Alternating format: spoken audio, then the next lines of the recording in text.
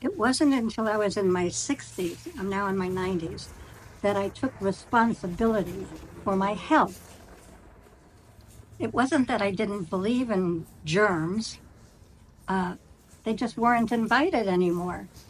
I became immune in my mind.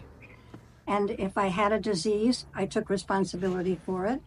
And I knew my new cells would create perfect new cells and get rid of whatever it was. And if I couldn't get rid of it, I knew it was a lesson for me to learn.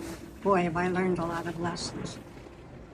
So a doctor called me and read my report. I did an osteoporosis test. And she said I had osteoporosis. And I said, I don't have osteoporosis. She said, well, let me tell you what to eat. I said, I don't have osteoporosis. Well, let me tell you the symptom. I don't have thank you very much. And I hung up. Well, I said to my body, I'm sorry. I'm apologizing to you. I somehow allowed my bones to be soft. Soft bones can't get very far without breaking something if you have soft bones. No, I took on, my bones are made of stretchy steel. And I pictured it in my mind. I have stretchy steel bones. They're unbreakable. They bend, they don't break. And I worked on the imagery for 3 months. And I took another test, another osteoporosis test. And it came back negative. Take a lesson.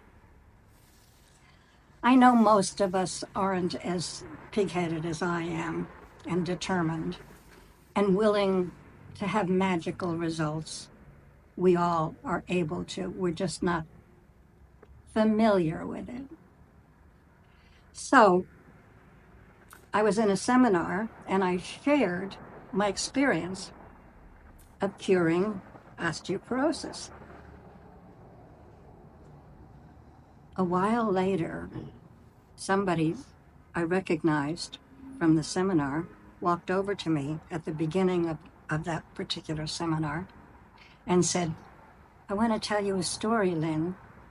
I had a heart attack and I was sitting on the table and I heard the doctors talking to each other. And one said, he'll never walk again. And I said, oh yeah? What would Lynn Levine do right now? Of course I would walk again. I'm going to not only walk, I'm going to walk in this seminar and show Lynn how I can cure things too, not just magical people. He walked over to me. He was wearing a cane, which is fine. And he told me the story. He'll never walk again was a medical diagnosis. Oh yeah? Watch my speed was his response to the diagnosis. You're in charge. You really are. When I have a symptom, I know it's my body complaining to me about the attitudes or the thoughts, the fears I have. My 30 trillion cells don't know that what I'm thinking is from fear. They give me what I'm thinking. So I started thinking I'm always well. I'm always well, and I am always well. And when I'm not, I take responsibility for it.